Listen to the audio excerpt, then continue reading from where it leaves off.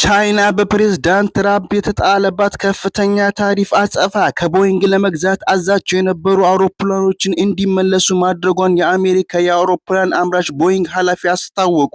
በሁለቱ ሀገራት መካከል የንግድ ውዝግብ መባባሱን ተከትሎ ለቻይና ተልኮ የነበሩ ሁለት የቦይንግ አውሮፕላን የተመለሱ ሲሆን ሌላ ሶስተኛው አውሮፕላን እንደሚከተል የቦይንግ ዋና ስራ አስፈጻሚ ኪሊ ኦርትበርግ ተናግረዋል። የግዙፉ አውሮፕላን አምራች ኃላፊ ለሲኤንቢሲ እንደተናገሩት በዚህ ዓመት 50 አውሮፕላኖችን ለቻይና ለመሸጥ ታቅዶ የነበረ ሲሆን ገዢዎች ግን አውሮፕላኖቹን ለመቀበል ፍላጎት እንደሌላቸው አሳይተዋል። በፕሬዝዳንት ትራምፕ ትዕዛዝ በአሜሪካ በቻይና ምርቶች ላይ 145 በመቶ ታሪፍ መጣሏን ተከትሎ ቻይና ወደ ሀገር በሚገቡ የአሜሪካ ምርቶች ላይ 125 በመቶ ታክስ ጥላለች። የቻይና የአጸፋ ምላሽ ያሰጋቸው ትራምፕ ባለፈው ማክሰኞ በጽሕፈት ቤታቸው በሰጡት መግለጫ ከቻይና ጋር ያለው የንግድ ግንኙነት እንደሚሻሻል ተስፋቸውን ገልጸው የተጣለው ታሪፍ በከፍተኛ ደረጃ እንደሚቀንስ ነገር ግን ዜሮ እንደማይሆን ተናግረዋል። ቦይንግ ከአሜሪካ ውጭ ላሉ ገበያዎች 70 በመቶ የሚሆኑትን የንግድ አውሮፕላኖች በማቅረብ በአገሪቱ ከፍተኛ ምርት ለውጭ ገበያ የሚያቀርብ ተቋም ነው። ረቡዕ ዕለት የአሜሪካ ግምጃ